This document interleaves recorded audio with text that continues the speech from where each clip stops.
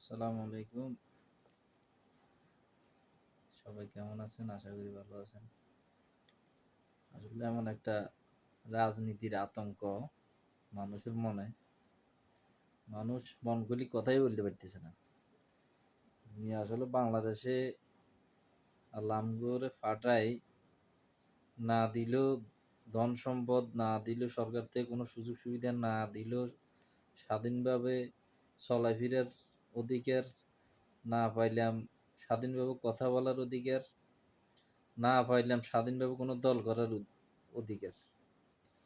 আপনার যখন আওয়ামী লীগ সরকার ক্ষমতায়, তখন আওয়ামী লীগের একটা খারাপ কাজ বা ভালো লাগে না, একটু সমালোচনা করলাম। একজন আমার জামাত বানাই ফেললো, কমি আমরা জামাত বিএনপির কথাই এরকম। এখন বিএনপি সরকার ক্ষমতায় বা ইনু সরকারে আসিল, এখন যদি এদের খারাপ কিছু দিয়ে বললে এখন এরা আওয়ামী লীগ। তো আওয়ামী লীগ সাপোর্ট করি সেটা বড় কথা না, কিন্তু এই যে সাপোর্ট করাটাই অপরাধ হয়ে গেছে এখন।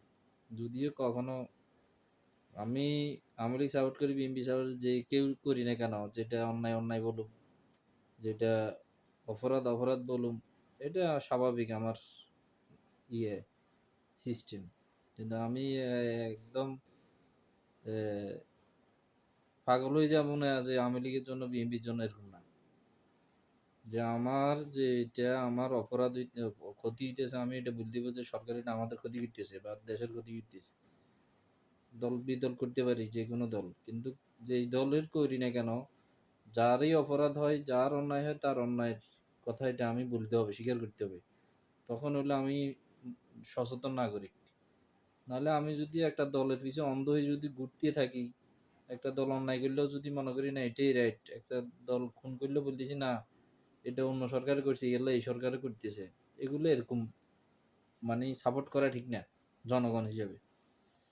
তো ঠিক আছে, দিন শেষে সবাই ভালো থাকিয়েন, যার যেভাবে সুবিধা এভাবে ভোগ করেন, সমস্যা নাই।